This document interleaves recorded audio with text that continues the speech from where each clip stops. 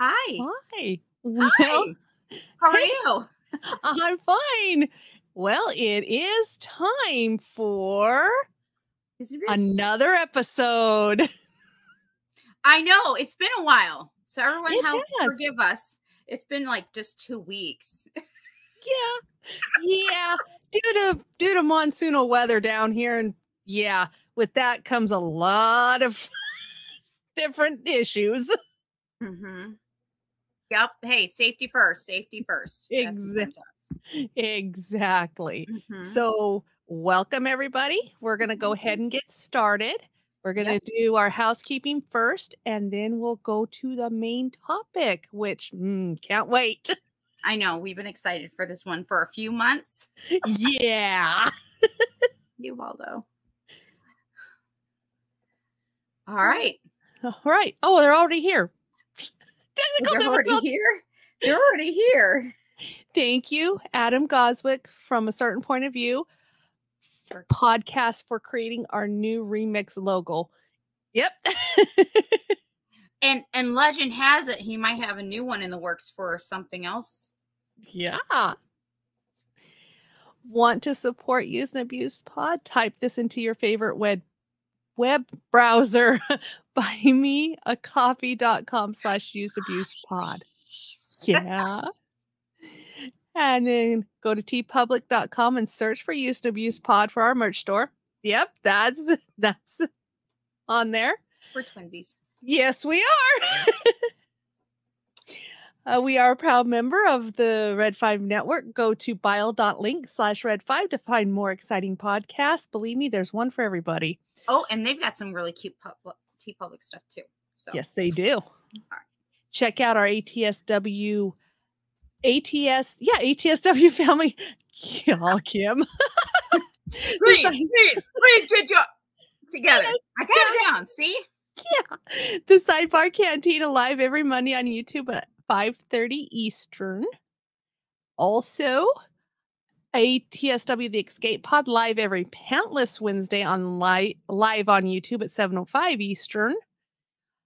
Stranger Things has happened with Dawn Delasnooch and Luna Girl every other Saturday at 9 p.m. Eastern. They are actually watching this series for the very first time, and they're doing their breakdown on each episode. Also on YouTube is Layman's Terms.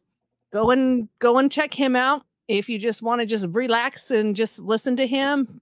I mean, he's got all kinds of subjects that he discusses on his channel.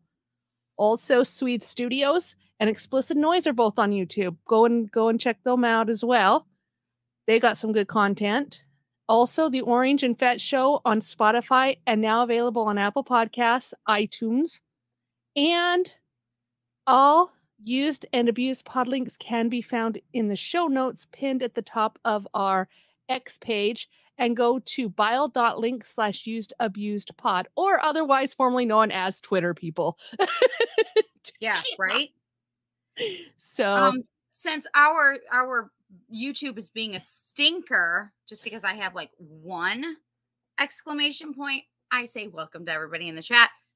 Trust yes. me, it says the comment has failed to post. Oh, Thank you. jeez. Yeah. It's their show. We'll do it if we want. So I'll just say Yeah, here. Welcome, exactly. everybody. But yes, thank you everyone for joining us in the chat. I see that we have Kenny, R2. We also have you, Baldo. We also have the science fiction. I don't know which one that is. Andrew. Andrew. So again, thank you so very much for joining us. Now, Oh, and before we forget, hold up. yes, We got some happy birthdays to go through. yes, we do. Let's start off with our own your husband, our co-host. Yes, his birthday was on Friday. So happy birthday to Scott. Scott. But that doesn't mean Red 5 has a lot of Red 5 birthdays in September. I noticed that. Annie of Comics and Cosmetics. We got Ro, who is, of course, the creator of the Red 5 Network and, of course, Scare Podcast. We have Todd of WSTR and Big T, Little T. We also have, there's JT for After the Weekend, which check out their show tomorrow night of After the Weekend. Oh, my word. That looks awesome. I feel like I'm missing somebody. And I apologize. I did say Danny, Rose, Scott. Scott was our first. Todd and JT. I hope I got them. If not, we'll make sure we get you. Yeah, we'll get you next week. To all the September birthdays. We had like a lot of birthdays in the last week since September started. So yes, we did. Yes. But are we ready for the main event? I mean, I'm excited. We've been excited for this since what? A couple months? A couple months, yeah. All right. Shall we bring on our guests before we go there? Yes. So joining us tonight from Peace Love Disney, Jeannifer. Yay! Hi, everyone. Hey, Jeannifer. I am dressed for the occasion. I got a Brave shirt. Yeah! And a hair She's bow. ready. She is. Oh, I did bring one thing. I actually, and Jeannifer knows this. My daughter actually has the matching one, but I got Queen Eleanor. Oh yeah. Mug. But we also have somewhere, like we have the whole doll set too, whether it's the bears and the dolls. It's the whole set. Nice. Yeah. If that tells you how I feel about Brave. Yes. And there you go. There's the main topic. We are discussing Disney's Pixar Brave. Now, let's start off how this even came to be. Can you want to tell us like how that even happened in the first place? Okay, so what it was we were having a Disney month and we decided we wanted to cover movies and also the Disney princesses. Well, we only wanted to cover the animated princesses because we felt Disney Pixar princesses, which Murda had needed her own show because she is a Pixar princess. So we decided we'd do a special show just on her. Actually, she's the only human one. There are other Pixar princesses that are non-human form, but she's the only one in human form. Human form, yes. She is. To clarify. Yes. Jeannifer, and if I'm correct, she's still the only Pixar human princess, correct? Yes. Like in the Bug's Life. Right. There's but a I mean princess, human form. But that is, like you said, this is the first human. Yeah. I wonder what's taking. I know that it took them a long time, and which we'll get to in a few minutes. It did take them a long time to get there, in creating this. But I'm surprised that we haven't seen any more because I really liked Brave. So maybe they need to be brave at Pixar. You need to give us another. Yes. another princess. Exactly. All right. All right. You ready? Yes. Ready? All right. Here we go. All right. So like cue Kim. Yeah. Yeah. Here we go. Woohoo! Kim did it. Yay, Kim. You got your stuff together. Yay. This is the movie poster. Oh my God. Yes. For Brave. It's beautiful. It is. And something that I really did not realize until I started looking stuff up on here is this was actually, I believe, one of the first films with the new technology. Yeah. And also, too, I was like, oh, wow. And it was, and we'll get to this probably later, more information on this later, but they also dedicated this film to someone, too, which we'll tell you later on that. So, but I was really shocked that it was the first film with the new animation, and that it was also the first film with a female protagonist in it, too.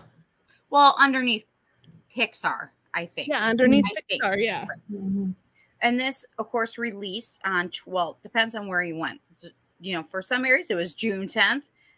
Lucky you. Or June 22nd. Yep. And that came out in 2012. It did. It was like yesterday. Yesterday. It's been like what, 10, 11 years? Which is crazy. 11 years. Wow, time just went by so fast and we didn't even notice. Exactly. Okay. Well, shall we scurry along? Yes. Run along? Let's get talking about the beautiful setting. Yes. When I was helping out to create tonight's outline, I just went, we have to do just nothing about settings. We just got to talk about the setting.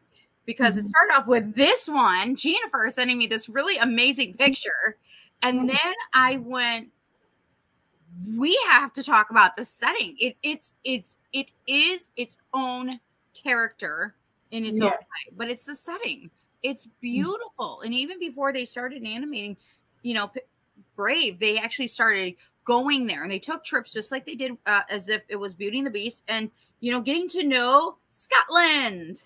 Yep. All right, Jeannifer, I'm going to hand this one over to you because you sent me this beautiful photo today. And I went, oh my God, I don't have that photo. So if you could tell us about the photo and the fun facts with it, that'd be great. Okay. Well, I don't have a lot of fun facts, but I found out through looking on the internet. I found this picture on Wikipedia. Of course, they did, Disney and Pixar did some research, so, they can do its justice. And this became their inspiration for Merida's castle. Her whole family, would just say. And I'm going to butcher the name. It is in Scotland. Elleany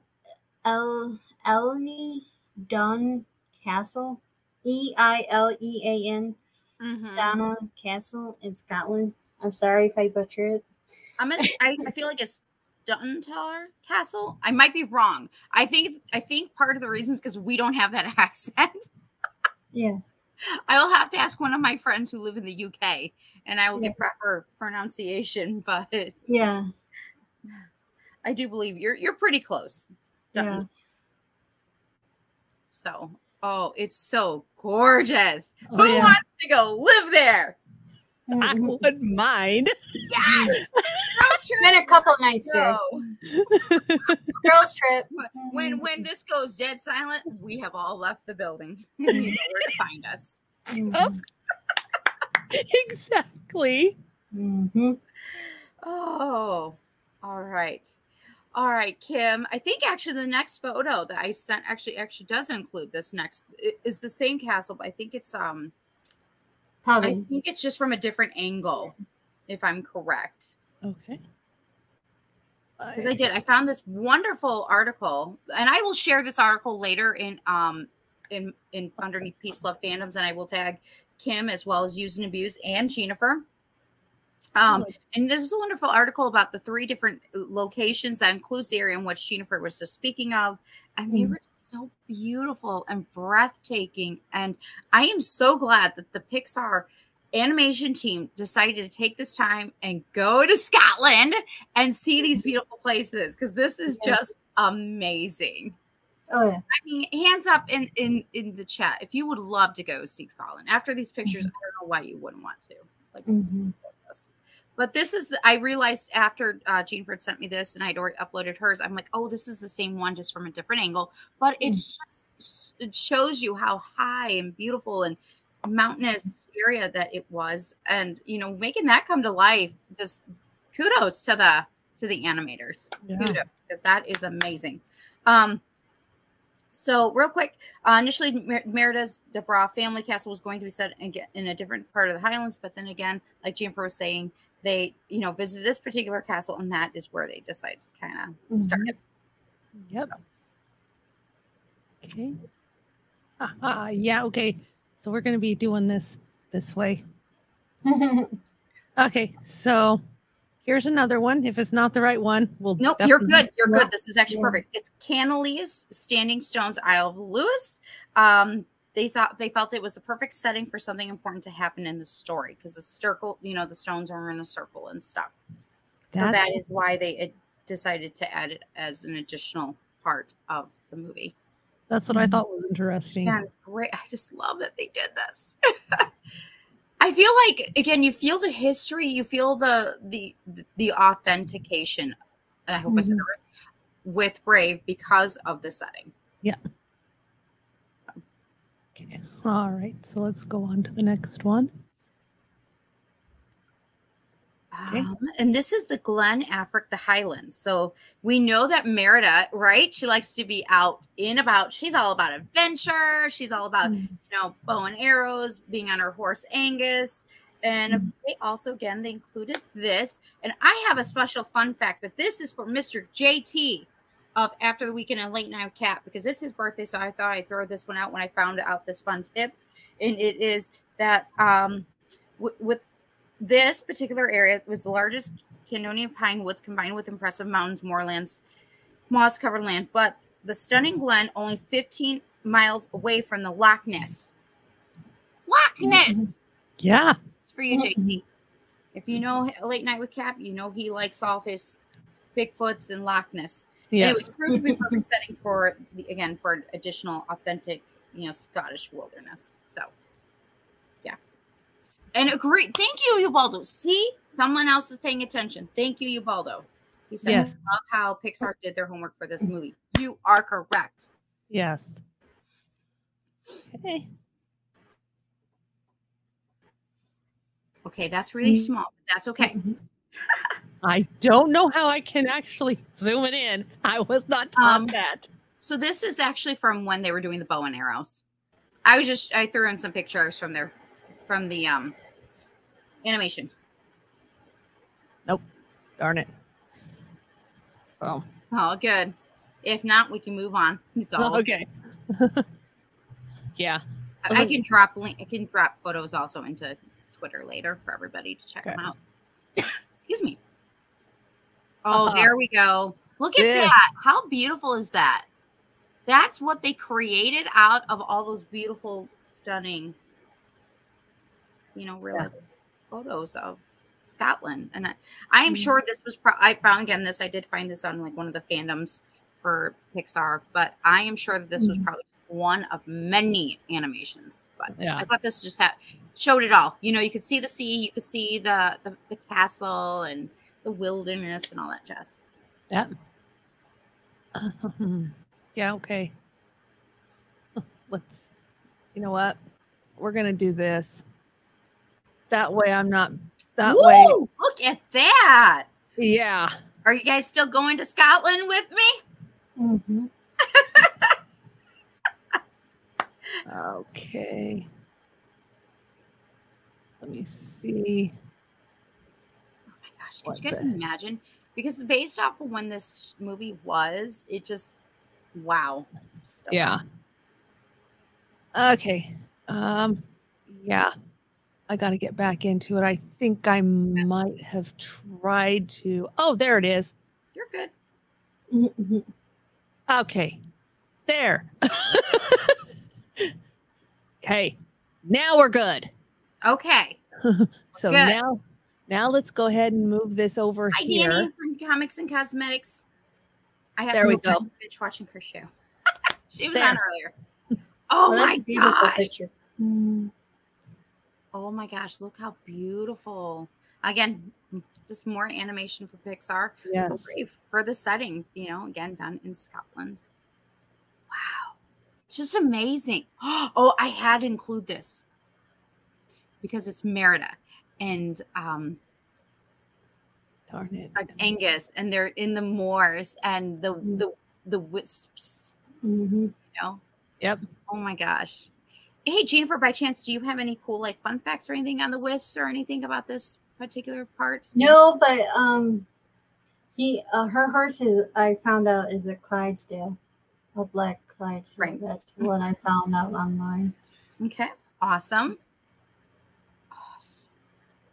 Oh, no, that's whoopsies. Let's start going. Yes, nobody knows what we're doing next week. Let's go back here. Hello, Spencer. Hello, thank you to everybody that's coming in and hanging out. So let's remove this from the stream right now. Hey, we're just gonna have fun, okay? Yes. This is what we're doing. We're talking about Brave. We're having fun. Exactly. Yes. All right. So wow. now, I do believe, though, we can all agree. Like, Scotland was amazing and beautiful. And yes. did anybody else have any other takes on Scotland or the setting? Or any more fun facts? I know I need to grab my piece of paper here and read some fun facts. Yeah, I have fun facts too. But... Go for it. Let's hear them. Okay. About this. Well, of course, they wanted like Ariel to have curly hair, but the technology was not there when it was done. And I found out Boo from Monster Company, they wanted her to have curly hair, but it still wasn't, technology wasn't there, so they just did the ponytails. Well, by the time Brave came along, they came up with a new technology, and they call it Taz, named after the Looney Tune character, and it ended up around 1,500 curls. Wow. That made up her hair. Oh. And it would, yeah. Wow. So all that also had to go into the settings. Imagine all of that type of animation that they had to create. Yeah. Wow. There is a real life, the person who helped the storyline named Brenda Chapman, brought in some of her inspiration from her relationship with her daughter, basically. So that's where you get the dynamic between mother and daughter. So there is some real life experience that she put in there. I guess I just found this out a little bit. If I did remember, I forgot. There's always a Pizza Planet truck made in every appearance in a Pixar movie. So if you look, there is a Pizza Planet truck planted in that movie. I'm gonna have to see. I've never seen it, but I couldn't find where they're saying where it was, but they're saying it is in there. Maybe it's like a hidden Mickey inside the setting. Yeah. Okay. Of course, Merida is the first princess that has brothers. Yep. Which we will get to the brothers underneath characters here in just a few minutes too. Yeah. Merida is also the first princess. Remember now, this is 2012, without a love interest. Merida name is actually Latin, not Scotland, and it means Scottish. One who achieves a higher place of honor. Yeah. Mm-hmm. What other? Jeannifer, I'm going to hold up for 1 second. I'm going to throw in some more setting facts, just real quick, because there's some really cool things that you mentioned. The bear, so I want to throw this out. Bears actually have been extinct from Scotland. Sad to hear. Since prehistoric era. That's crazy. I want to know why. Maybe I should get JT to look it up. Yeah. Also, Lord MacIntosh, which we will be talking about later in characters, is back in and hope I say this, Bickintish wood paint, which was practiced between the 1st to 3rd century CE. The reason I mention that now is because this is also with the timeline of when they about made this movie. They don't really give us a defined time, but they're like, okay, it's between 10 and 12. And the Highland dancing probably started around also the 13th century CE. And Merida's dress, which we're going to be looking at here in a few minutes, is tight, distinctly Renaissance Italian from the 14th century. So just some really cool things I just want to throw out about the setting and some additional fun facts as we prepare to talk about characters. Mm-hmm. Kim, you got anything else on our setting before we... I know you sometimes have like some really fun ones in there. Let's see. No. Shall we move on then with characters? I know Jeannifer had some fun facts about the brothers and the bears and some Merida. Okay, sure. All right. So now. And first up, of course, is Merida. Yes. So we'll get her going here. I have some fun facts about that. Awesome. Okay. Well, guess what? We're gonna get this together. Oh. And I'll be fighting for my own hand. Oh, wait. Sorry. I'm getting ahead. Yes. That comes later. Oh, sorry. I'm the firstborn. Actually, I am the first female born in my between my brother and I, but I'm the second child. Oh, look at young. Oh my gosh. Look at young Merida. She's a cutie. And this, Jeannifer, what was the animation? What was the animation called that you mentioned? For the curls, it was called Taz. Taz. Really cool. Yeah. Because I'm assuming that Looney Tunes character. Wow. Okay. Very cool. Mm-hmm. Wow. She's got pretty She's curly adorable. hair. Yeah. She's adorable. She is. Yep. You can already tell she's fiery. I love it. Oh, yeah. Oh, definitely. Mm-hmm. Oh my gosh. So Merida was voiced, if I can get my brain on straight again. Seriously, I want to say it was Kelly. No, I did have it. I just had this brought up. Kelly McDonald. Yeah. But what I love about this, fun fact, they originally wanted Reese Witherspoon to be the voice of Merida, which is fine.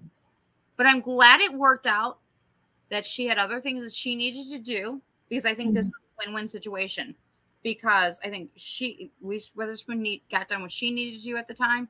And then we have Kelly, who is a Scottish actress and probably really brings out that type of accent in that I don't know. There's something very certain about her that she brings to the role of Merida, you know? Yeah, actually, funny that you mentioned that, because the fun fact, the first princess to have a Scottish accent was, of course, Merida. I love it. Does anybody else have anything they'd like to add with Kelly? What did you guys think of her as Merida?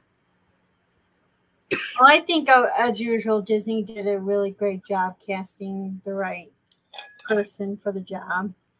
I thought she was a little spunky. That's why I think everybody loves her. They can relate to her. Another fun fact, Merida was coronated as Disney's 11th Disney princess, though she is the first Pixar princess. Which means, if you don't know, at Disney World or Disneyland, they will coronate the new princess. So it's just people come and, stage on the stage right by Cinderella's castle. Usually it's Walt Disney World, and they coronate and there was pictures of her mom giving her princess crown and everything.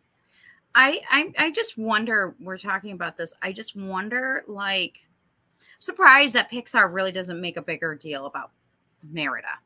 Not Disney, but Pixar, because they're really their only human princess. And you're right, she is very spunky and again, but she's very fiery and adventurous. And I think that Kelly brings that to Merida. I think she really lends that to the character. Yeah. And Merida is the only princess to have both of her parents. Yes. And Merida design was heavily influenced, of course, by the Scottish folklore and culture.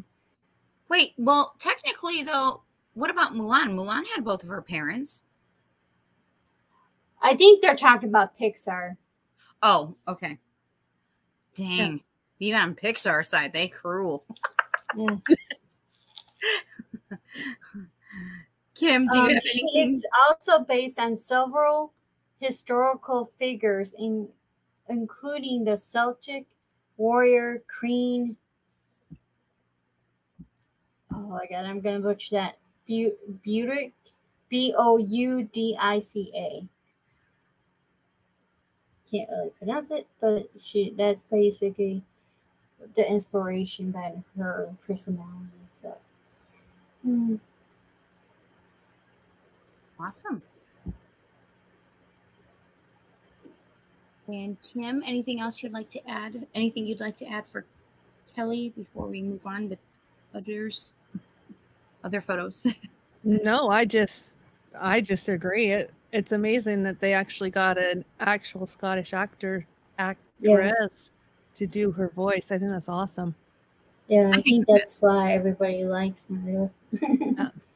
All right. So now we're going to do this and go to the next one here. Okay. Here's this one. Wow. This, what a powerful shot. Yes.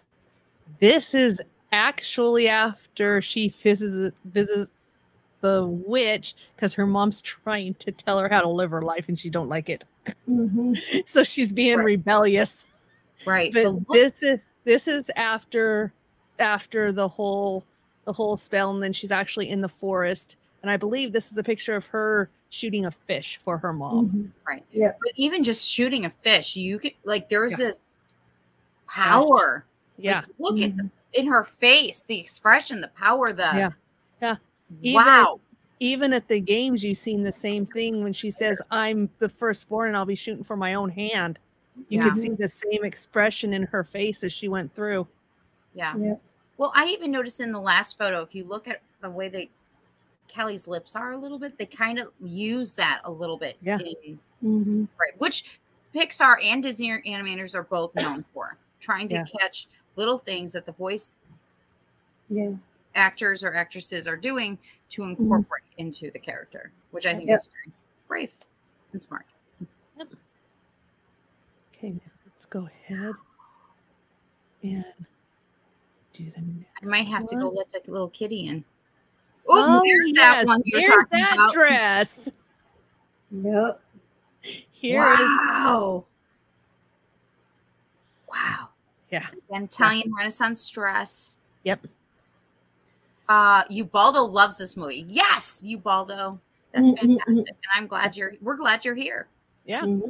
I like what she said to her mom. I can't breathe in this dress. Oh, yes. I mean, this is the only thing I don't think I would want to have lived in that era is because of the being so confined. All right. I shall return. I will be here in voice, but I have a cat who you all know about.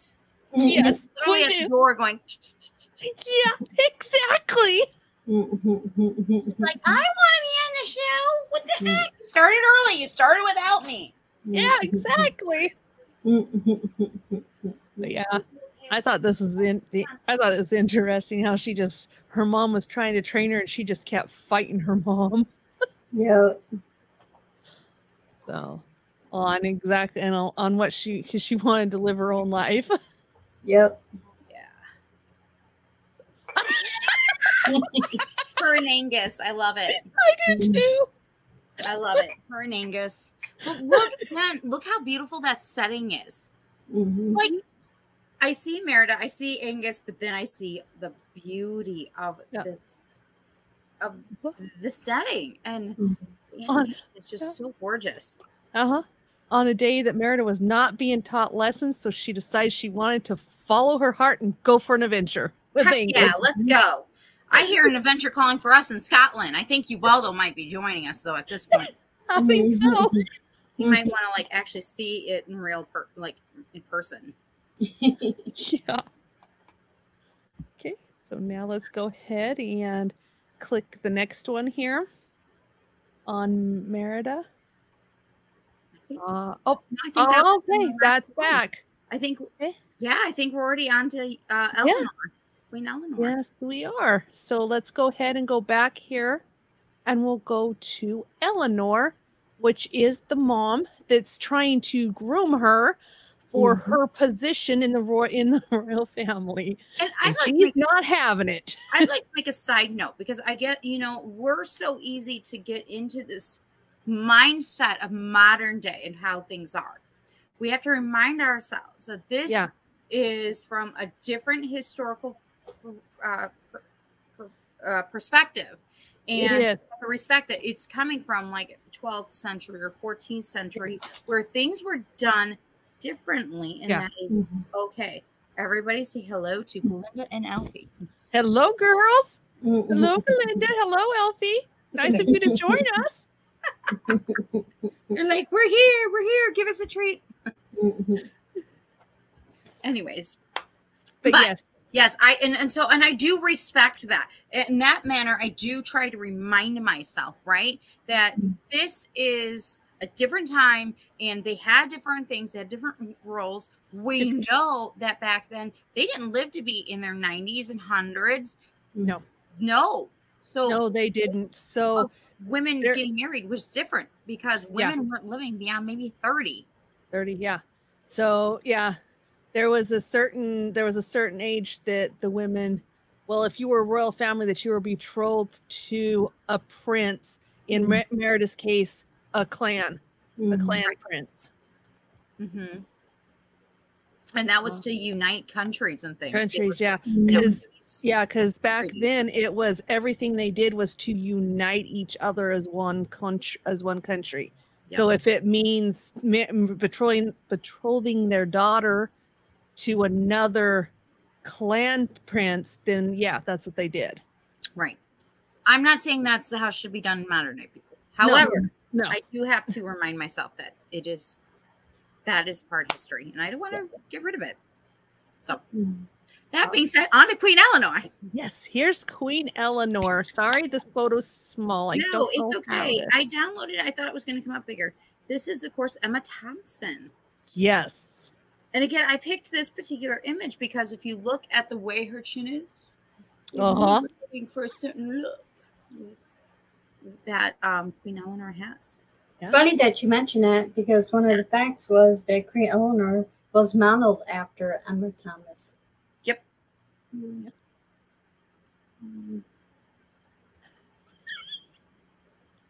you see? Luring her in.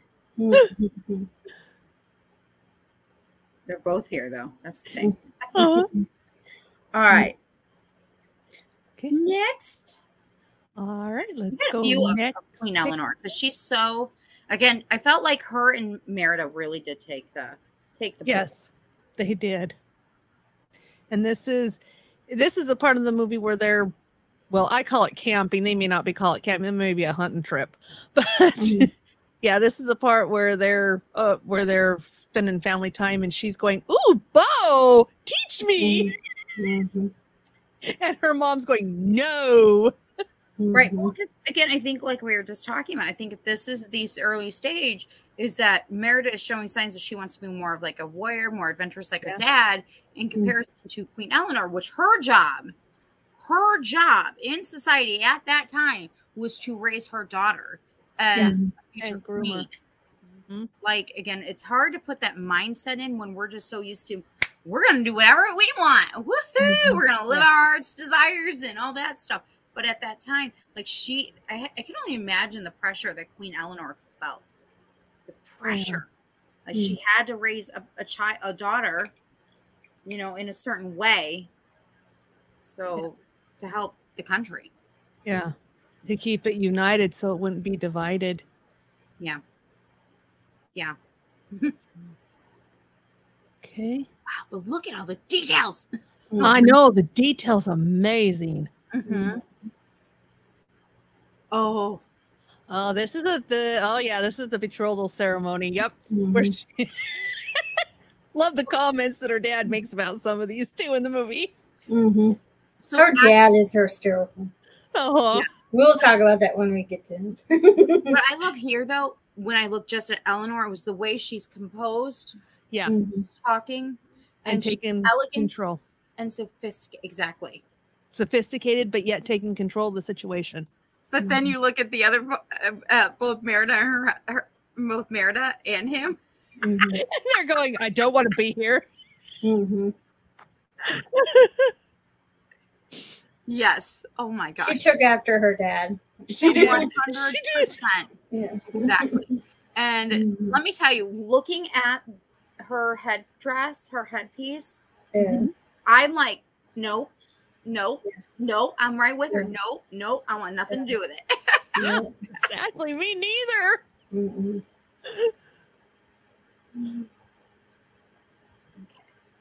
Let's go. Let's do the next picture. Queen Eleanor. Oh, yep. This is the night of the curse,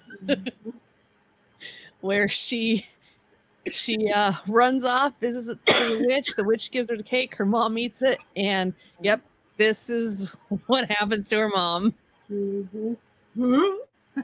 Yeah. That's the reaction. I can still remember her when she first like. I love though that she grabs the crown. Yeah. I will have this crown. I will wear it. I will show you authority. Yeah. And then she's sitting there trying to wrap something around for clothing, and Meredith says, "You got fur, Mom." Mm-hmm. Wow. So, yes, that was actually that night. Yep. Well, and I think that this just really depicts though as to how they're about to grow. Yeah, exactly. This is the start of how they grow. Yep. Mm-hmm. How they grow with each other.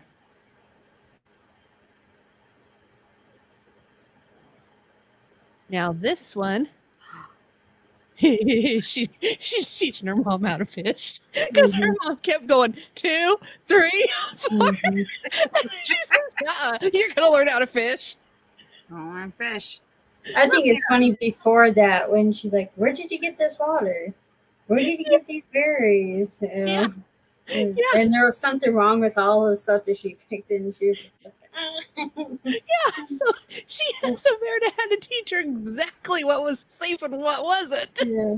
Oh, and I feel that what was happening is that yes, she was teaching her mom, but I think her mom was also learning that Meredith's skills that she's honed in on is really good skills that can really not only help Merida and their country.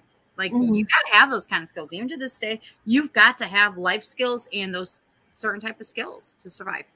Yeah. You do. Oh my God! Let me get the setting. Yes, I'm geeking out still about Scotland. Hey, that's fine. Oh, yeah. I love this. Yes, this is after the curse has been broken. After she actually, well, when they saw the first prince that was turned into a bear, because the one that wanted the power that actually split the kingdom, and then she had to repair the tapestry that she in the show that she actually cut because her mom and her were fighting with each other. So this is after they have mended what they had mended, and they've realized that both of them were wrong. Yeah. So yeah, but she just looks so much more relaxed. She does, and in a better place. She does. Yep. And like you said, they taught each other a lot. Okay. Okay, one Queen Eleanor fact. Go ahead. It would have changed the whole movie. Let me just tell you that.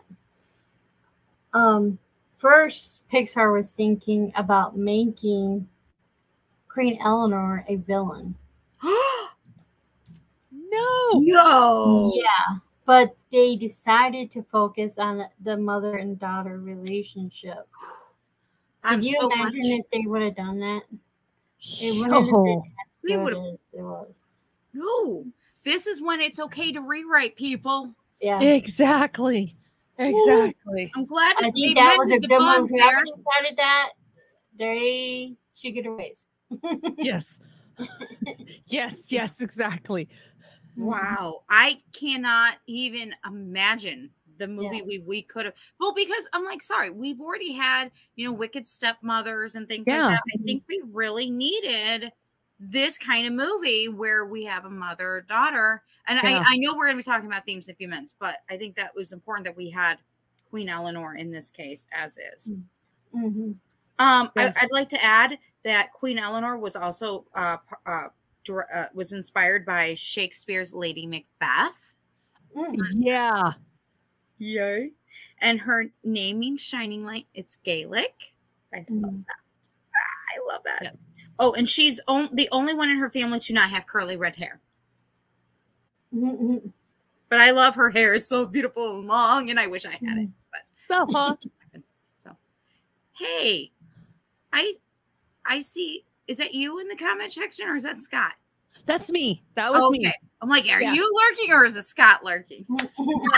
No, that's me. I during StreamYard, I'll be the one, if it comes up used and abused, I'm the one that's typing. Julio. Okay. I was going to say, I'm like, hey, Scott. And then I was like, wait, is that you? No, that was me. Oh my gosh. Okay. Excited. I'm excited. Oh, yes. Now, let's go his. Okay, that's all. Round up the family. Yep. King Fergus. Let's go ahead and yes. And oh yeah. I should have put Fergus and the Three Bears, but I decided to go put triplets. In hindsight, now I wish I would put King Fergus. Yeah. The Three Bears. Exactly. Oh.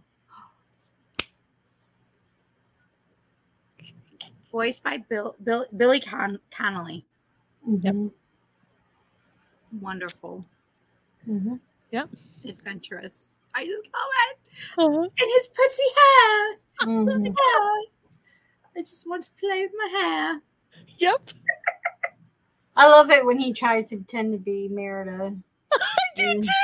Yeah, I always think that is funny. Talk to me as if you're talking to Merida.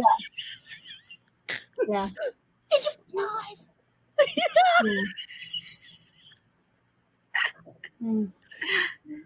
I think he is like the funniest father that any girl can have. Oh, definitely. Oh wow. Yeah. That is wow.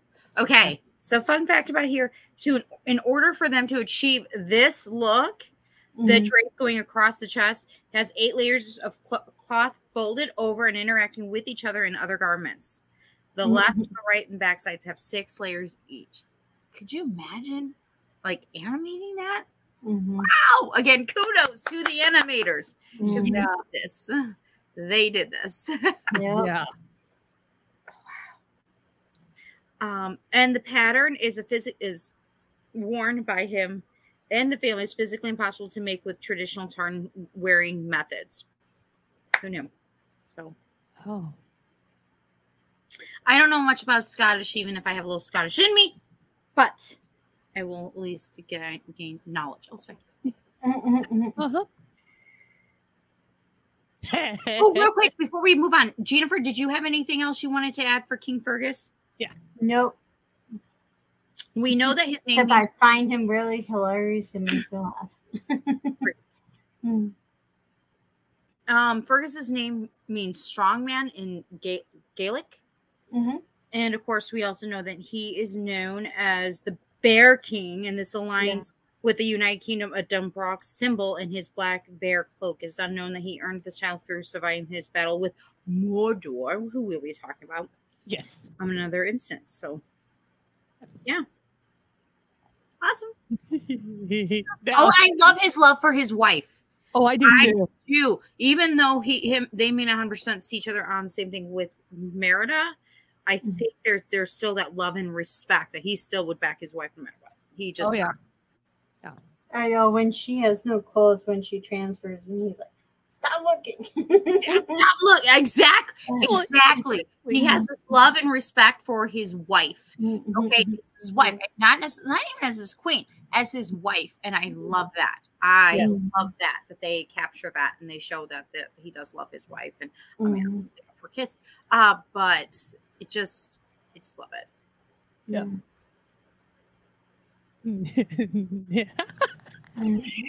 I know you're already laughing about the next ones. These little naughty boys, 3 naughty boys. I have a good fact about the brothers. Merida triplet brothers are named after real-life Scottish kings, Harris, Herbert, and Hamish.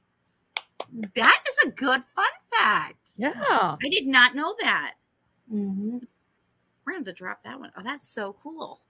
Mm-hmm. I did not know that. Yeah. Yeah, these are just like their dad too. Oh yeah. Oh, they're naughty. Yeah.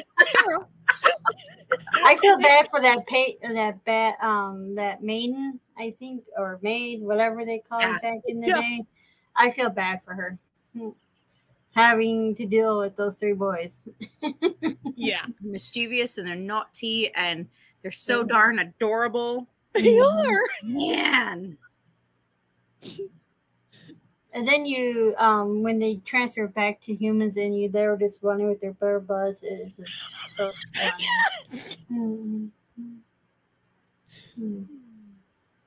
And then at the end, one of them gets on the boat. That one of the other colonies are leaving, and you see their father rolling the boat trying to get the one of the boys out. I mean, they were mischievous three. Great. If one didn't come up with it, the other one did. Yes. Yeah. This is after Merida sneaks her mom out the door. Oh and my she says, take your pick on what you want. So they ate the same bear cake and became cubs. Oh my gosh. They're so naughty. They are. And while they don't have any voice in this movie, literally no voices, they don't talk. Nope. I love how much love and effort went into their characters, that we know what they're doing and they're thinking and how they're expressing it through Pixar animation. I love it. Yeah. I love it. That's awesome. Okay. You gonna come say hi? I had to include the fluffy hair. Yes. Yeah, this is when they're making fun of somebody who didn't go with the arrows. Yep. Yeah. Yeah, at the betrothal ceremony. Yeah. Where the three boys are the little lamb. Wee little lamb. I love when she talked about him that way. I love that they can joke together. I think this, you know what this movie really did, and I know jumping ahead a little bit on theme, but I love the fact that she is able to laugh with her dad, and you can see the love and support between them. Yeah. Yep. Oh, and speaking of the wee little lamb, should we talk about some clans? Yeah. Here, hold up. Here, you want to come say hi? You want to come say hi? Yeah. Okay. Hi. Well, okay, Elfie. Okay. Hello. Now for the clan. Whoa. She really almost said hello. Oh no. She just undid the light. Smarty pants. Hey, stop that. Smarty pants. Come here. Come here. Okay. No, I can turn the light back on. Oh, Team Dingwall. I'm saying that wrong. Jeannifer, do you remember who voices? No, I do not. I forgot. Oh, you're going to be so mad in a second. Kim, without looking, do you remember who voices Team Dingwall? Or at least one of them. One of them is Robbie Coltrane. Are you mad yet? From Harry Potter. He played Hagrid. Okay. I know there's so many Harry Potter references in this movie that's without Harry Potter. Because, not references. There's a lot of casting that's the same. Oh, okay. I never knew that. And he, too, is a Scottish actor. Okay. Is he the father or the son? The father, right? Father. He plays the father. He plays the father. I would never have guessed that because the voice is just a little different than Hagrid's, I think. That means he did his job. Yeah. Uh-huh. Because you could just say, that's, insane. If you ever watch that animated movie, you can tell that's Matthew McConaughey, who... voicing that character and stuff. So some actors you just can't get away with it. And of course, Robbie Coltrane is also another Scottish actor. Yes. Again, I just love that he did this. There's not much that I could find, like as far as trying to find some like really good. Oh, sorry. Okay, so here's. Hold on. While he declared young Dingwall to be his only son, it's unknown if this means that young Dingwall is an only child, meaning that he has no siblings. And that's regards to the other Dingwall. Yep. So the one that's the wee lamb. Yeah. Man. Yeah. Team McGuffin.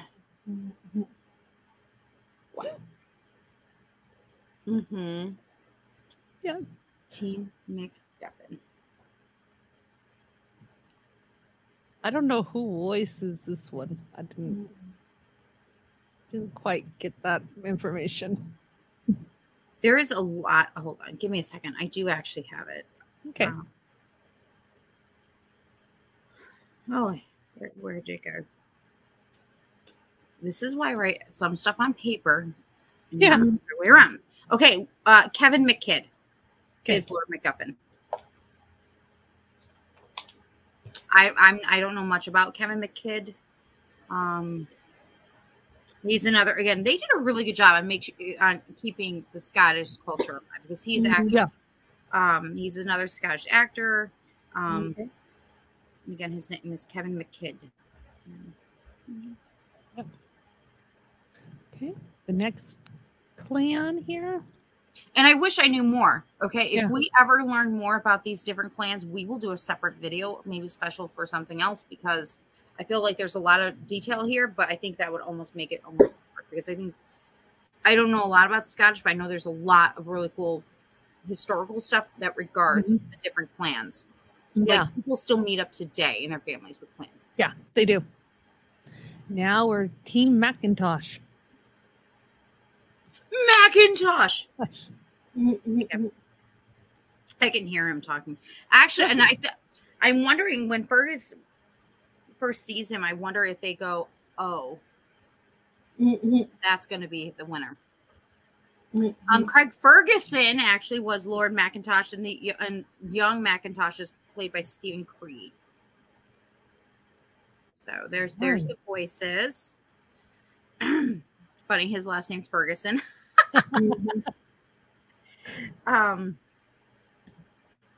Again, I wish I knew more about the clan, because again, I know that there is some really big stuff in that regard. So I think if we talk about it, I think we might have to do that for a separate show, because I think there's a lot of really cool detail that we could almost do for a second part too. Yeah. Isn't he the one that doesn't do well with the arrow and he throws a hissy fit? Isn't he the one? I think so, yeah. Right. He should have done better than what he should have been expected. And he feels like a hissy fit because he didn't really do good. And she's like, oh, yeah, that's attractive. And I was thinking the same thing. I'm like, yeah. Yeah, that's still be her. Hilarious.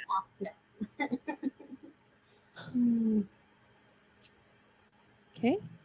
And to round up the clan, we've got, of course, Team Dunrow. So, of course, that is Merida's family. Yep. Oh my God! Again, look at all the various animations, though. Oh, this I said that we could almost do a separate video just on the various clans in Merida. I mean, in Brave, because they each seem to bring something else. You can tell that based off of the way the texture is on their clothing and how they represent themselves. Why it's important that they needed to done that. Yeah, if I remember correctly, and I'm not completely sure, but if I remember Scottish history, each clan had their own special design for their clothing. Yeah. And each design that a clan had meant something, I believe. I'm not 100% sure on that. I'm pretty sure you're correct on that. And that's the reason why, as we went through the clans, you've seen the kilts that are different in design and everything, because it was a clan. It was something to deal with their clan and their history. I think Ireland does the same thing too. I think so. Certain families have certain patterns. Yeah. And if I'm not mistaken, it was for when they went, out to sea, and unfortunately someone passes away. Yeah. They knew what family to go to. Yep. All right. Okay. And I guess we have 2 more characters to cover. Yes, we do. We can really talk about some themes and get into the grit. I mean, Yes. beyond the grit that we've already talked about. Yeah. Exactly. Oh gosh, Kim, you really did screw up this time. Please get your together. Exactly. All right. So now let's go ahead and go back. The clans. Now we're here. The witch. The witch and Mordu. All right. First picture. I hope it's the right one. Yep, that was it. Julia Walters. Yes. Yeah. Sorry, I just so excited. Okay, so the reason I'm so excited about this, Jeannifer, do you know why I would be so excited about this picture? To be honest, no. You're gonna be mad at yourself again. Okay. Okay, so this is Julia Walters also plays Molly Weasley in the Harry Potter series. Oh, and I'm like, so the fact that she's playing a witch, I am loving it. Yeah. I love it. Where's her red hair? And I love it. I'm like, wow, she's played a witch a couple of times. Yeah. Yeah, I love Molly Weasley. I'm one of my sorry. favorites. To quote her, I am not a witch. Too many unsatisfied customers. Yeah. And of course, if it was not for this character, the witch, we wouldn't be in this, in this. No. Yeah. In this place. And of course she does her thing. By the second sunset, your spell will be permanent unless you remember these words: fate be changed, look inside, mend the bond torn by pride. Mend the bonds. Again, she must do a really good job because I never would have chosen that was her voice. Oh, sorry, to also quote her, that's ridiculous. Oh, sorry. And wood can't be imbued with magical properties. I should know. I'm a whittler. Mm-hmm. And then she goes out and says, never cast a spell where you carve. Yeah.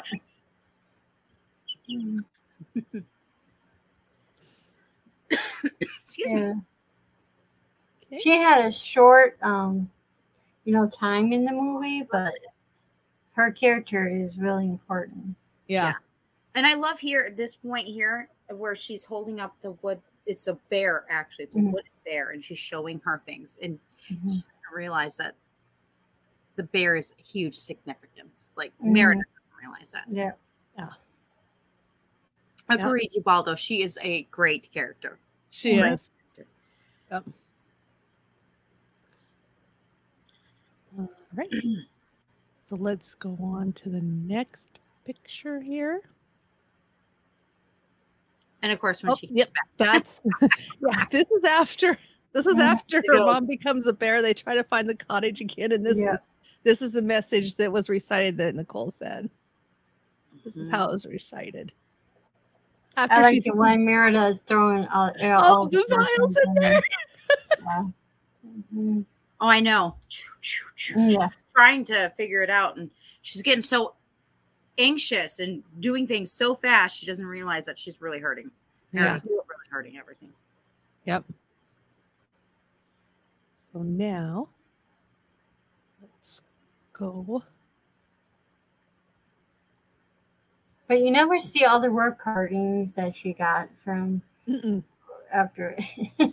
Well, as we actually conclude, I found out something when I watched on Disney Plus that I'll let you know.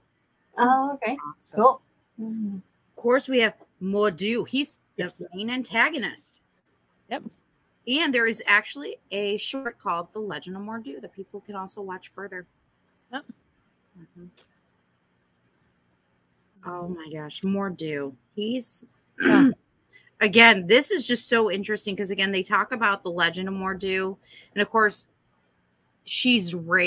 Merida's raised knowing this tale, and it's a real life tale. And that was that he was a human prince and the oldest of four, you know. Yeah. One dark autumn, the king grew ill, and on his deathbed, the king requested the kingdom to be divided among his four sons so they could be the pillars that would hold it together and maintain peace. And of course, you know that means things are just going to get a little bit messy. Mm-hmm. Oh yeah. Yep. Mordu names. It comes from Mor and I don't know how to pronounce this. Dubh, the respective Gaelic words for giant and black, which approximately describes the appearance of the fur and the size of the bear.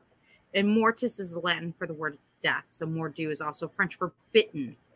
Hence, when Fergus has that, his leg is gone because he was bitten by Mordu. Again, kudos to the writers here, you know, because they put all that together. That's just for one character. Holy cow. Yeah.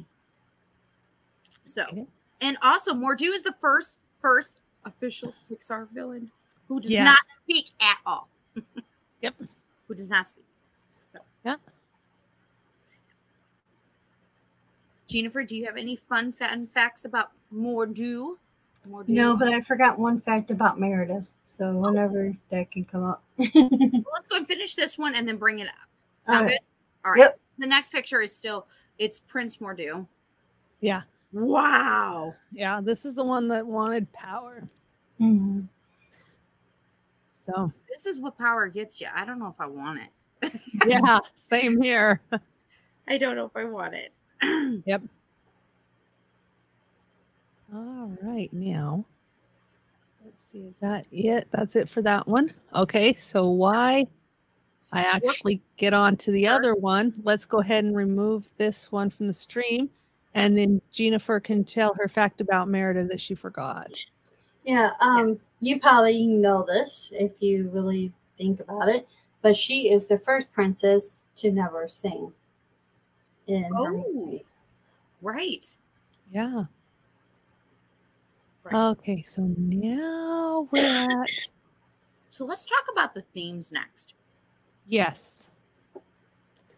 And I know we have some more photos, but those can wait even a minute if you choose, or you can scroll them while we talk about the themes. From your guys' perspectives, what are the themes of Brave?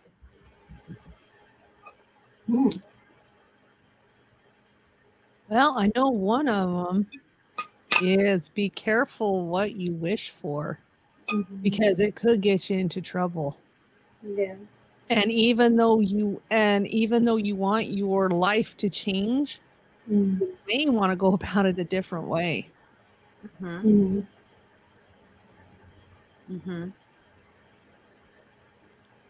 Jeannifer? I think most about family and you know, her between a mother and a daughter, the love and the love of a daughter and dad relationship that can be rocky sometimes, but at the end of the day, you love them. Oh. And you learn from one another. Agreed. Yeah. I love her look at him. She's mad. Oh yeah. She's mad. But again, I love how we're about to, when we go through this, that you could see the change in this family and how the change actually helped to get their family stronger. She was mentioning the family, so I thought, I'll pop that one up first. Well, and I agree with Jeannifer, though, is that, one, the mom, daughter, I get it. I have a teenage daughter myself. Anyways, and it's tough. Yeah. It is tough. So I can only imagine how tough it would be back in whatever century, 12th century, 10th century, Scotland, not even running toilets and all the fun electrical things we have now. Okay?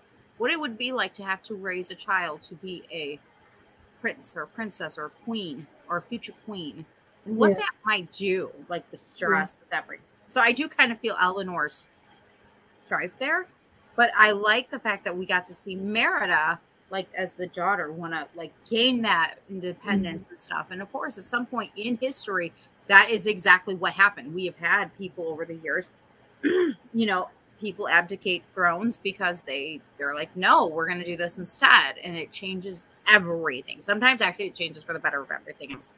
But that, I mean, once upon a time, that's what it would take is for somebody to go, no. And, you know, I will fight for my own hand. And yeah.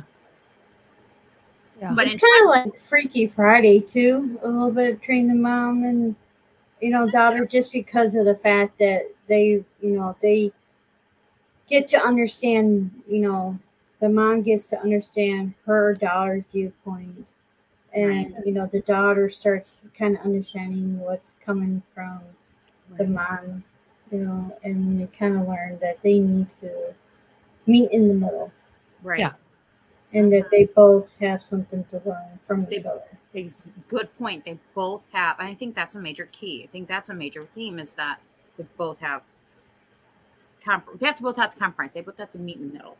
You know? And the one part of the movie that I really liked is when she comes in realizing that it's the curse is almost permanent, and her dad's entertaining these clans.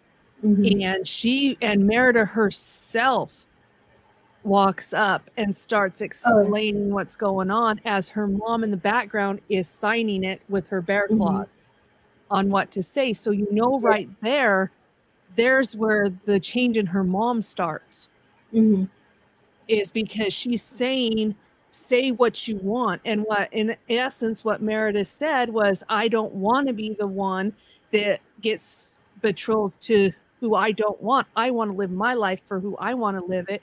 And I think it's better if all royalty can do what they want and marry who they want. Right. Well, and I think in this case, in that time and day, they would have said, okay. However, she wouldn't have been a queen. It would have went to the oldest of the triplets, the first one born out of the triplets that would have been allowed to be the next one as king instead of Merida being. No one come at me, okay? This is not my rules, not the way my life now. But I'm just saying, in history, I think that's what would have happened. Pretty sure. Because, I mean, think about it. When you look at England and stuff, you can know that Elizabeth didn't just get on the throne for all those 90 years. No, things happened that her dad, because of Edward, you know what I mean? Like, other things happen. And that's what they all, you know, I think what people don't understand is that might also happen. Yeah. That being said, I hope that Meredith became a queen because I think she earned it. But yes. But yeah, it's just amazing how, and then like has been touched on before, the underlining theme of this is family ties. Everything is family ties. Family first, family ties. One's in trouble, you fight the family. Yeah. That's true. They would fight for each other. Yeah. So, but that's all I really got out of it. Oh, I was just waiting for photos. That's all. The family photos. There we go. Okay. So this one is, we discussed this one next.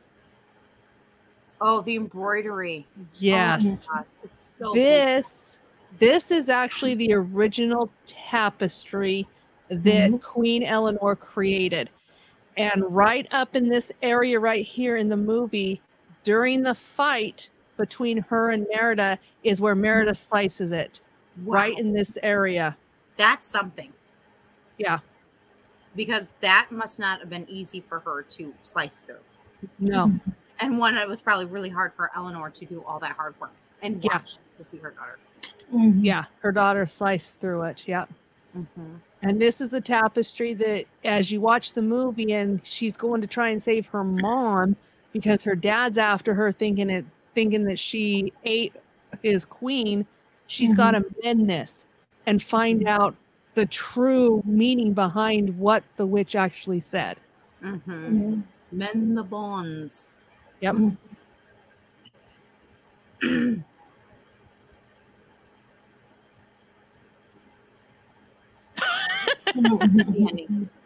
The wee Yeah. babes. Yes, this is after Merida figures out that she needs to say what she really feels inside about her mom.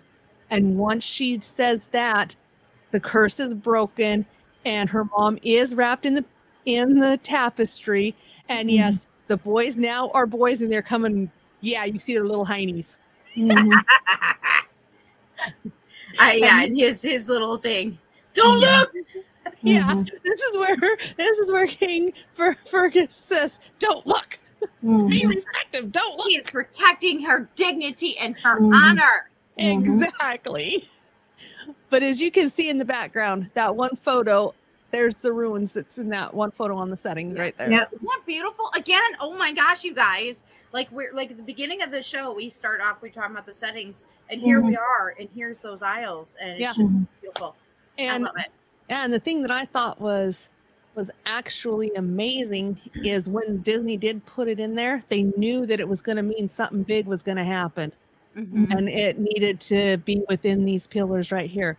And also, too, as you watch the movie, you can't see it, but there's one pillar over here that ends up falling on Mordu the bear, and she ends up freeing the princess spirit. That's a good thing. Yeah, that's a good thing. She ends up freeing the princess spirit and he becomes a wisp. And then at that time is when she finally puts 2 and 2 together and knows what she has to do to break her mom's curse. Yeah, because she doesn't want her mom to end up like Mordu. Yeah. Yep. So, yeah. It's a win-win. It is. And then the most beautiful shot of the movie.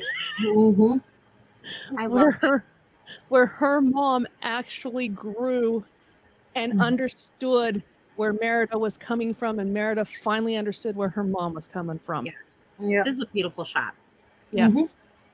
And of course, this is the one where you see the dad chase the clans down because the boys are on the ship, hanging off the mast. The boys are like, we're taking over the world. Yes, Spencer, highly recommend it. If anything, I hope this show encourages you to rewatch it and watch it. You know, let us know what you think about it. Yeah, because the plot itself is amazing because it shows you just what can happen if you don't think before you act. See, another good theme. Yeah. Exactly. Thinking before you act. Yeah. That's important. Especially with the curse and stuff. Okay, now let's go to the next picture here. I'll pull up the screen.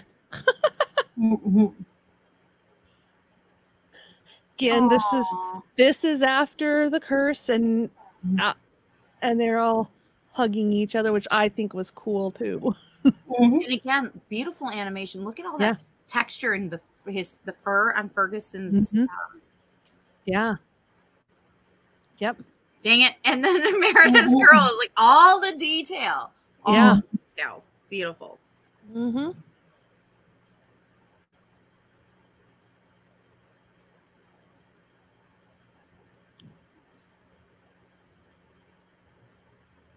And then this is what I thought was the greatest thing. Her, Merida, and the queen create a different tapestry where it shows their adventures as her as the bear, and then Merida helping her through it, and at the end how it's displayed. So it went from the original tapestry with the 3 of them to her and the queen actually creating one of their own. Yes. Oh, I love it. They probably did it together. Yep. Oh, yes, you Baldo. You did say how much you love this movie. See, Spencer? Baldo loves it. You should check it out. Yeah. I love it. I do. I love it. Yeah. All in all, it has a great meaning behind it. A very good meaning. Oh, yeah. All right. Should we talk about some music? Yes. Jeannifer, of course, you already shared this awesome, fun fact about this not being like Merida was the first Pixar and first Disney, princess to not sing. But they still had I feel they had a really good score. Mm-hmm. And it was composed by Patrick. Oh, sorry. Yes, composed by Patrick Doyle. I didn't want to butcher his name. Patrick Doyle. Performed by the London Symphony Orchestra. Yep. And I can hear the Scottish singer Julie Fowlis, Fowlis, sorry, singing, Touch the Sky. That song was so beautiful. And I also like the one by Bertie and Mumford and Sons. So yeah. Yep. The soundtrack with the scenery, just perfect. I know. See, the scenery is funny again. Let's go. Let's go to Scotland. And fun fact: Brave was the first feature film to feature Scottish Gaelic music. Yes. And I love Gaelic music, but that's a separate conversation. Sadly though, this track, I know the highest it went was on a number 2 on the US Billboard for soundtracks. It didn't really track, but I just feel like because Touch the Sky and Into the Open Air and Learn Me Right by Bertie Mumford and Sons, I think those were the bigger songs, but I think it, unlike other soundtracks, I don't know. I mean, it's its own. I think it holds its own. Yeah. I think though, you can probably listen to the soundtrack though, and I bet you can see the whole show, the whole movie in your head. Oh yeah. So I think that's a good thing. I think that's always a good sign. Yep. Yeah. Yeah. Any other fun thoughts you guys have about the music and all the jazz? No, I just loved it. I do too. Again, I know it stinks that it's like that the soundtrack didn't get to have as much in it. But at the same time, I wonder how well it did over in Scotland. I don't know. I'm gonna look that up. Yeah. But yeah, it compared to other Disney soundtracks, this one was kind of tame. Yeah, thank you. Tame compared to the other ones. So it didn't get a lot of recognition like the other ones did. But it was tame, but yet meaningful. Yeah. I mean, every song had a meaning behind it in the movie. Yeah. So. Exactly. Oh. And I still think it was really beautiful. Yeah. Wow. Yeah. But yes, it was beautiful. I mean, one beautiful soundtrack. Yep. It wasn't long, but it was beautiful. Yeah.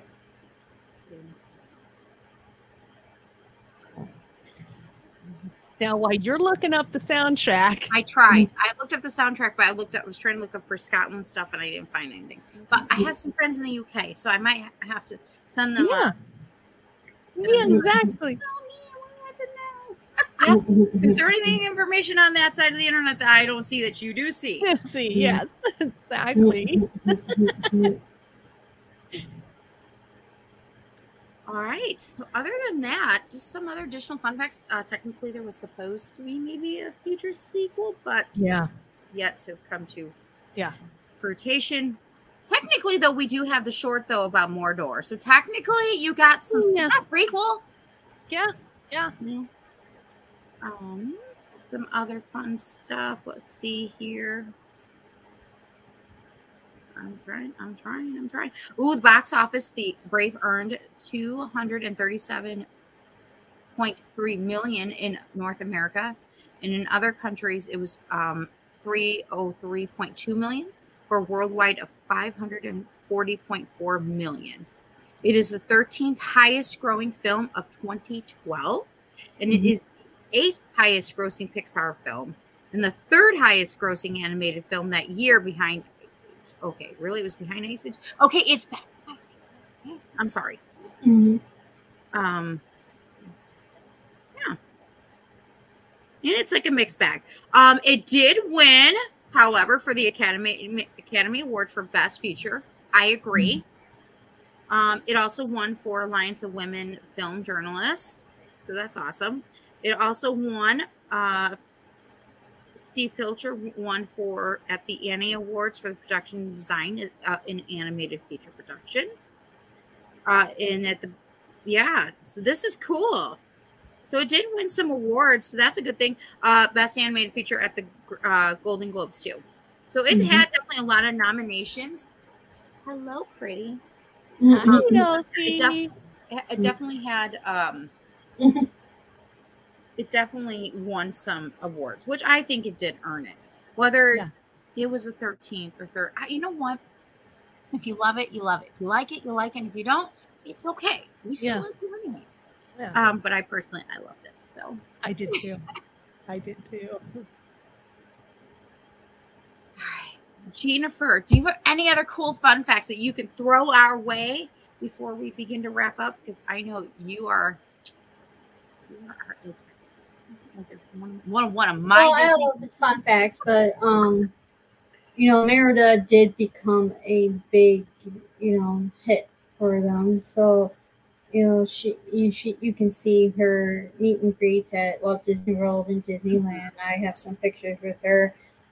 She's been you can see her again. Wreck-It Ralph, the second one. Breaking the Internet, that's the one. Okay, hold on. I need to find that picture because we did that at the other thing, and I did it. I will drop that on Twitter this week she was also on. I can't remember the actress, but Once Upon a Time. They did that story with Brave in it.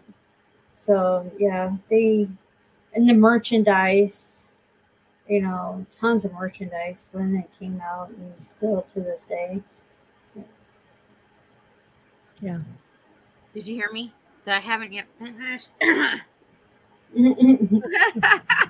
It's the one thing Jeannifer's been on me for a very long time. A particular show. Anyway. I liked it. Last season, I know a lot of people are like, but that's why I don't want to finish it. Oh my gosh. All right. Well, if you were giving this, should we do this based off of bears or off of bow and arrows? Before we do that, though, yes, I have a couple of things. Yes, absolutely. One, to kind of finish up your best bow and arrows. Let's go. To kind of end this before we do our ratings for this beautiful movie. It was actually dedicated to. This film is also dedicated to Pixar chairman and Apple CEO, founder, and CEO Steve Jobs, who actually passed away before this film was released. That stinks. He didn't get to see all of his hard work. I'm sure he had a hand in it. Yeah. Oh, he was chairman for a while, so. Yeah. And then the other thing because it was brought up earlier, Jeannifer actually brought it up and asked, what happened to all the carvings that you actually seen in the witch's cottage? If you watch till the end through the credits, at the very end, you see her crow, a floating broom, say, sign the contract. As it pans out, there's her carvings. They actually delivered them to the castle. I'm gonna have to check that out. I never saw it. Read it to the very end. I know there was a bunch of animators, but the two that I know that are credited to Brave is Brenda Chapman as well as Mark Andrews. I just want to make sure that we include them because that is amazing. Screenplay, sorry, that was directed by, and screenplay was Mark Andrews, Steve Purcell, again, Chapman, Irene Meshi. Again, beautiful, beautiful, beautiful. I wish we had a list of all the animators because I do, because I just, that there was a lot of animators who had their hands into this. So if you're an animator and you're watching this, keep up the good work. We love it. Yeah. And we thank you for it. So yes. Yeah. All right. Fun times. Yes. Let's go to Scotland. Scotland, you're watching this.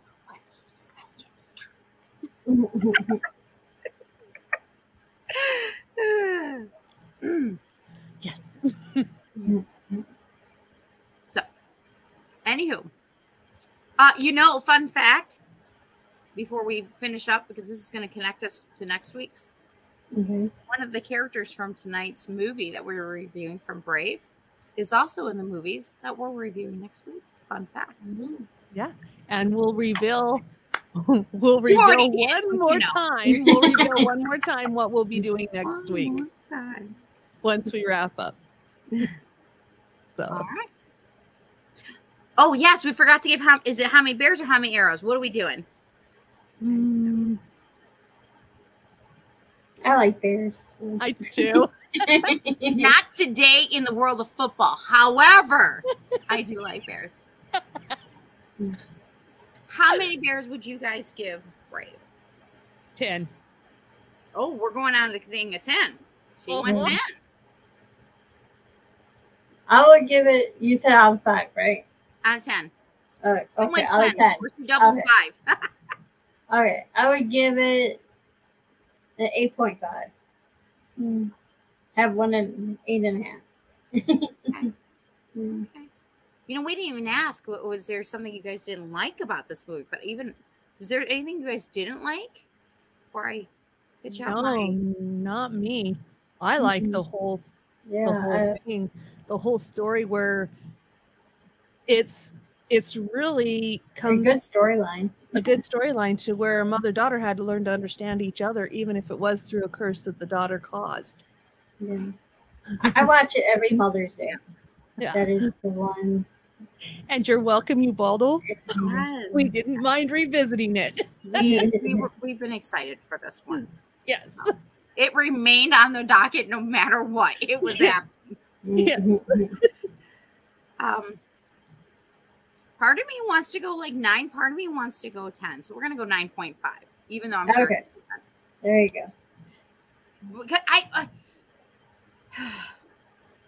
I'm trying to think, is it my favorite, princess movie? I don't know. Oh. I suck at ranking people, okay?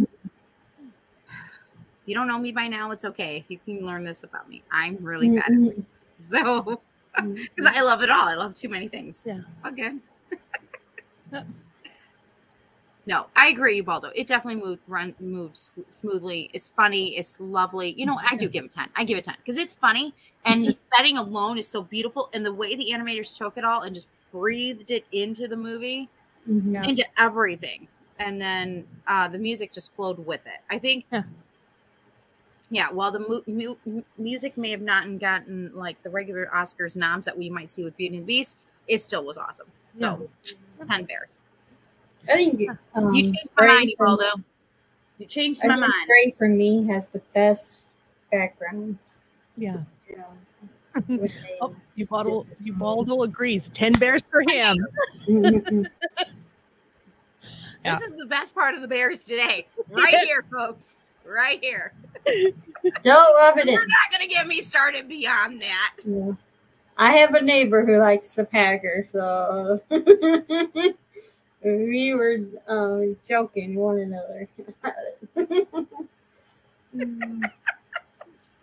Just the first game of the season. It's okay. And before we sign off, I just want to wish every grandparent a happy Grandparents' Day because it's Grandparents' Day. So happy Grandparents' Day, everyone.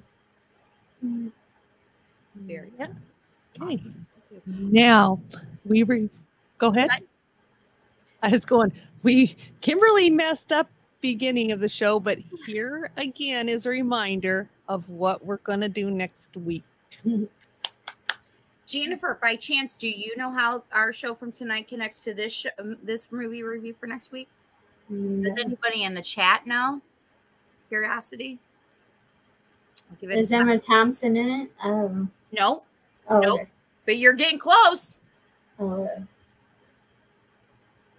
Kim, do you know? I'm just going to take a guess at it. From the background, it looks like it connects with our setting from Brave. No. Oh, That's Greek. We're going to Greek. Greece. We're going Greece next week. We're going Greek and we're going to Greece. Yeah. Ladies, pack your bags. We're going from Scotland to Greece. But no. Mm. Mm. The character, Julia Walters, who plays the witch, is one of the main supporting characters in both of Mamma Mia 1 and its prequel / sequel. Nice. Yeah, go Molly Weasley. I mean, go Julia Walters. Yeah, exactly. I'm definitely excited because you and I are going to have to figure out how we're going to work this whole movie out, because by the time we get done with movies and the music is going to take the cake next week, because you and I are going to be like, we're going to be discoing at the same time. It's going to jam out. Yeah. Oh, Ubaldo, that's so kind of you. He's helping us with our luggage, you guys. I told you he was coming with us. I told it. I said it. Exactly. Thank you. That's so kind of him. Yeah. Yeah. That seems like something that King Fergus would do. Very good of him. Yes. And I will, Ubaldo. I will let Scott know you wished him a happy birthday. Well, before we end everything tonight, Jeannifer, where can we find you on social media? How can people connect with you? If you're on Facebook, you can just type in Peace Love Disney. On Instagram, just type in Disney Boardwalk. And for X, Twitter, and that would be Disney Princess Boardwalk too. Awesome. Her Facebook page, that's the one you want to follow. It's a really fantastic page. So, yep. Oh, Scott jumped in. Thank you, Baldo and Teddy. He's Hello, like, no, Scott. I got this. Hello, Scott. Hi, Scott. Happy birthday, Scott. To you. Yeah, happy birthday. You No, it's a little late. Get away with that. Oh, I cannot wait. Should we dress up in disco next week? Get the mirror balls going. I don't have anything like that. Oh man, ABBA. Oh my, I have an ABBA. Oh, never mind. That's for next week. I'm getting too excited already for next week. All right, Kim. I'm trying to remember. I don't have my script in front of me. Let me go ahead and do this. Scott, text it in the chat. Let's Well, see. I'm Nicole. Wait. So this is our guest, Jeannifer. And we'd like to thank her for joining us. Yep. I'm Nicole. I'm Kim. Have a great week. And a great night. Yes. And a great week. Until Peace out. until next week, when we come back with Mamma Mia 1 and 2. Peace. See? Good night, everybody. Have a wonderful night. Don't get me started, Scott. Good night. Good night. Good night, everyone. Night.